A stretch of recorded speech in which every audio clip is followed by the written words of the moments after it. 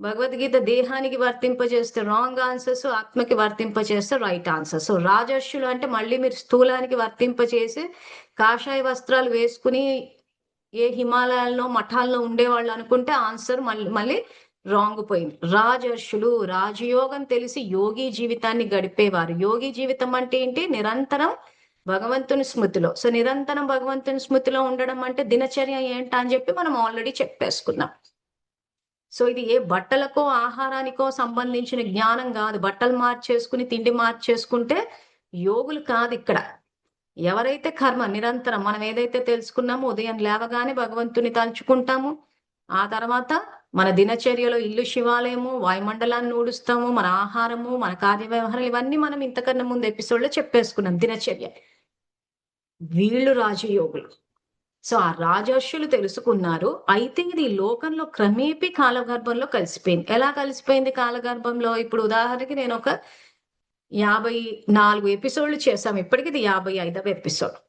So ఈ 54 ఎపిసోడ్లో నేను ఏదైతే చెప్పానో, ఎవరైనా దీన్ని ఉన్నది ఉన్నట్టు నేను ఏ ఉద్దేశంతో అయితే చెప్పానో, ఏ శ్లోకాన్ని చెప్పి ఏది చెప్పానో ఉన్నది ఉన్నట్టు ఎవరైనా చెప్పగలరా? 54 ఎపిసోడ్లలో చెప్పింది అంటే చెప్పలేరు. సో అది ఒకరి నుంచి ఒకరికి వచ్చేసరికి ఏమైపోద్ది అంటే కొంత మారిపోతుంది. ఎందుకంటే చాలా సందర్భాల్లో అసలు మనం పొద్దునేం తిన్నామో మధ్యాహ్నానికి మర్చిపోతుంది. అంటే ఎక్కువ విషయాలు వచ్చేస్తున్నాయి. ఎందుకు ఎక్కువ విషయాలు ఎక్కడి నుంచి వస్తున్నాయి? బయట నుంచి వస్తున్నాయి. వాళ్ళు ఏం చేస్తున్నారు, వీళ్ళేం చేస్తున్నారు, మన గజేంద్ర మోక్షం లాగా. సో మన అహం అన్నది పెరిగిపోయినప్పుడు ఏమైతుందంటే పరచింతన ఎక్కువైపోతుంది. పరులు ఏం చేస్తున్నారా అని ఆలోచిస్తారు. సో వాళ్ళు ఏం చేస్తున్నారు. అందుకే సోషల్ మీడియా ఈ రోజు బాగా పాపులర్ అయిపోయింది. ఎందుకు? ఇతరుల జీవితం కనిపిస్తుంది. వాళ్ళ జీవితాలు ఏమైతుంది, వీళ్ళ జీవితాలు అది చూస్తుంటే మజా అనిపిస్తుంది. అదే మన సొంత జీవితం చూసుకున్నాం అనుకోండి, మళ్ళీ రామాయణం స్టార్ట్ అయిపోతుంది. మళ్ళీ మనసు అనే లంక, ఆ లంకలో అంత రాక్షసులు, ఆ రాక్షసుల్లో మనం దుఃఖంలో ఉంటాము. ఎవరొచ్చి కాపాడుతాడా అంటే భగవంతుడు వస్తారు.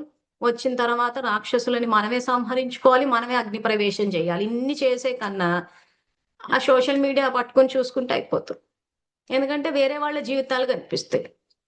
అది చూస్తే మనకు టైం పాస్ అవుతుంది. లోపల చూసుకుంటే ఇంకా లంక్ ఉంటుంది, మళ్ళీ అగ్ని ప్రవేశం.